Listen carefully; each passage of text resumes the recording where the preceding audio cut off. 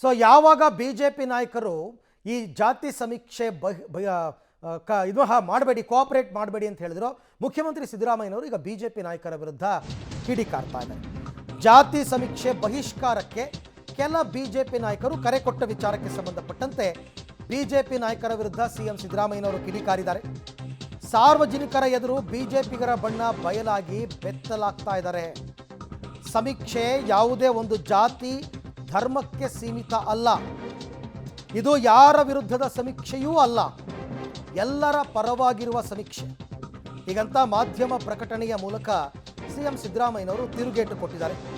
ರಾಜ್ಯದ ಜನತೆ ಸಮೀಕ್ಷೆಯಲ್ಲಿ ಪಾಲ್ಗೊಳ್ಳುವಂತೆ ಸಿಎಂ ಕರೆಯನ್ನು ಕೊಟ್ಟಿದ್ದಾರೆ.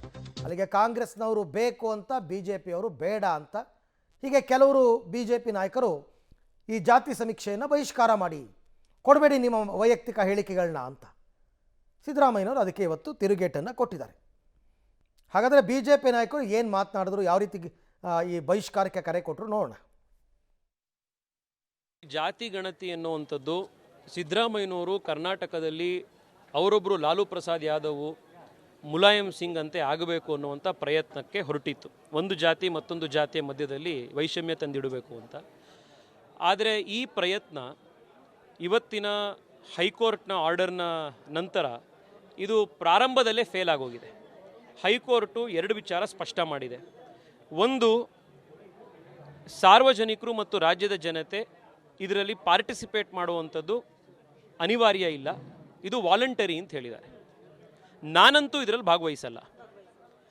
ಏಕೆಂದರೆ ನನಗೆ ಈ ಸರ್ಕಾರ ನನ್ನ ಡೇಟಾವನ್ನು ಪಡ್ಕೊಂಡು ಅದನ್ನು ಸಂರಕ್ಷಿತವಾಗಿ ಇಡುತ್ತಾ, ಅದನ್ನು ಯಾವ ಕಾರಣಕ್ಕೆ ಉಪಯೋಗಿಸ್ಕೊಳ್ತಾರೆ, ಅದರಿಂದ ಯಾವ ಒಂದು ದುರುದ್ದೇಶಗಳಿಗೋಸ್ಕರ, ಅವರ ರಾಜಕೀಯ ದುರುದ್ದೇಶಕ್ಕೋಸ್ಕರ ಉಪಯೋಗಿಸ್ಕೊಳ್ತಾರೆ ಅನ್ನುವಂಥದ್ದು, ಅದು ನನಗೆ ಈ ಸರ್ಕಾರದ ಮೇಲೆ ನಂಬಿಕೆ ಇಲ್ಲ.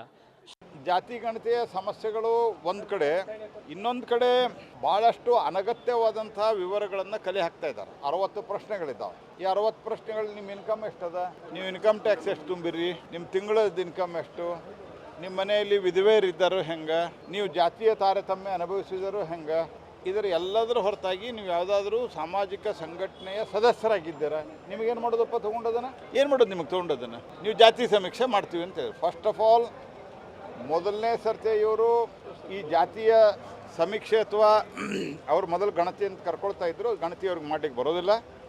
ಜಾತಿಯ ಸಮೀಕ್ಷೆ ಬಗ್ಗೆ ಇವ್ರು ಮಾತಾಡಿದ್ದಾವಾಗ, ಇವರು ಸಮ್ಮಿಶ್ರ ಸರ್ಕಾರದಾಗ ಇದ್ದಾಗ